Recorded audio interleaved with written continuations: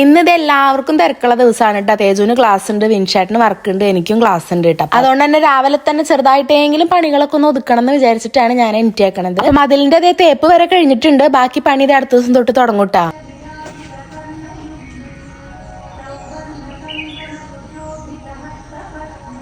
ഇപ്പൊ മഞ്ഞിന്റെ സമയം ആയതുകൊണ്ട് തന്നെ രാവിലെ എണീക്കുമ്പോ നന്നായി മൂടി കെട്ടിയിട്ടാ നിൽക്കുന്നുണ്ടാവുക കേട്ടാ. നന്നായി മഞ്ഞുണ്ട് പുറത്ത്.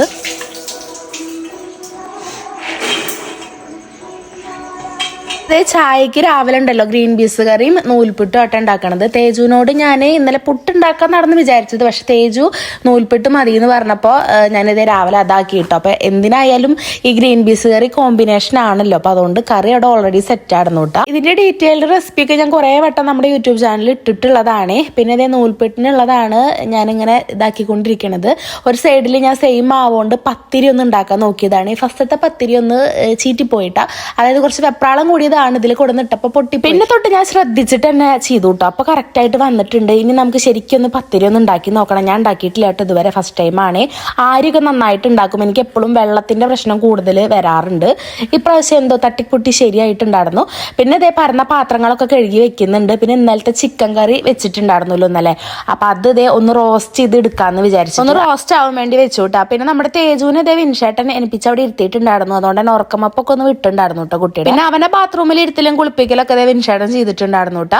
അങ്ങനെ ഇതായിരുന്നു കേട്ടോ പത്തിരി. 4 എണ്ണം ഞാൻ ഉണ്ടാക്കിയിട്ടുണ്ടായിരുന്നുള്ളൂ. പിന്നെ നൂൽപ്പിട്ട് തന്നെ ആയിരുന്നു കേട്ടോ. പിന്നെ നമ്മുടെ കെറ്റിൽ കേടായതുകൊണ്ട് തന്നെ ഇപ്പൊ ഞാനിത് വലിയ വാൽപാത്രത്തിലാട്ടോ തേജുവിന് കുളിക്കാൻ വെള്ളം വെച്ചിരിക്കണത്. ചോറായിട്ടുണ്ട്, അങ്ങനെ ഒരു വിധമൊക്കെ തട്ടിക്കൂട്ടി ആക്കിയിട്ടുണ്ടായിരുന്നു കേട്ടോ. പിന്നെ തേജു ഇതേ കുളിച്ച് കഴിഞ്ഞ് വന്നു, അമ്പാട്ടിനെയൊക്കെ തൊഴുതു. അപ്പൊ അവന് കഴിക്കാനുള്ളത് ഇതേ അവനെടുത്ത് കൊടുത്തു കഴിഞ്ഞാൽ കുട്ടി അവിടെ ഇരുന്ന് കഴിച്ചോളി. അപ്പൊ നമ്മൾ ഇതിനെ നൂൽപ്പിട്ട് എന്നാണ് കേട്ടോ നമ്മുടെ നാട്ടിൽ പറയുക.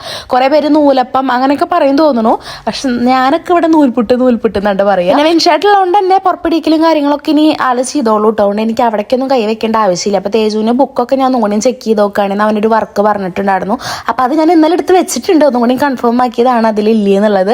പിന്നെ അവനെ വണ്ടി കയറ്റാൻ നിർത്തി, കുട്ടീനെ വണ്ടി കയറ്റി വിട്ടു കേട്ടോ. ഇനി അവനെ വിട്ട് കഴിഞ്ഞ് വന്നാൽ എനിക്ക് അല്ലറ ചില്ലറ ചെറിയ പണികൾ തന്നെ ഉള്ളൂ കേട്ടോ. ബെഡ്ഷീറ്റൊക്കെ ഒന്ന് കുടഞ്ഞ് വീടൊന്ന് ക്ലീൻ ആക്കട്ടെ, അടിച്ചോര് തുടക്കുക, പാത്രങ്ങൾ എന്തെങ്കിലും പരന്നിട്ടുണ്ടെങ്കിൽ അതൊക്കെ ഒന്ന് കഴുകി വെക്കാട്ടാ. പിന്നെ ഇപ്പുറത്തെ റൂമിൽ ചെന്ന് നോക്കുമ്പോൾ കുറച്ച് തുണികൾ മടക്കി വെക്കേണ്ടത് ഇന്നലെ കൊടുന്നിട്ടതാണ്. അത് പിന്നെ വേഗം കൈയോടെ തന്നെ മടക്കി വെച്ചു, അല്ലെങ്കിൽ ഇന്നത്തെയും കൂടിയും കൊടുന്നിട്ടാൽ ഇവിടെ നിറയും. അതുകൊണ്ട് ഞാൻ പിന്നെ അപ്പം തന്നെ ഒക്കെ മടക്കി വെച്ച് റെഡി ആക്കിയിട്ട് ഇനി ഇത് അപ്പുറത്തെ റൂമിലേക്ക് മടക്കി വെക്കാനുള്ളതാണ് കേട്ടോ. ആ ഷെൽഫിൽ വെക്കാനുള്ളതാണ് അടുത്ത് കൊണ്ടുപോയത്. അങ്ങനെ അതെല്ലാം ഒന്ന് ഒതുക്കിയതിന് ശേഷം ഞാനിത് ചായ കുടിക്കായിരുന്നു കേട്ടോ. ഞാനും വിൻഷേട്ടനും ഉണ്ടായിരുന്നു. അപ്പോൾ വിൻഷേട്ടൻ പത്തിരിയും ആ ചിക്കൻ റോസ്റ്റും എടുത്തിട്ട് ഞാൻ നൂൽപ്പിട്ടും നമ്മുടെ ഗ്രീൻ പീസ് കറിയും കൂട്ടിയിട്ടാണ് കഴിച്ചത്. അപ്പം എന്തായാലും ഇന്നത്തെ വീഡിയോ ഇത്രയുള്ളൂ. അടുത്ത വീഡിയോയിൽ കാണാം കേട്ടോ. ബൈ.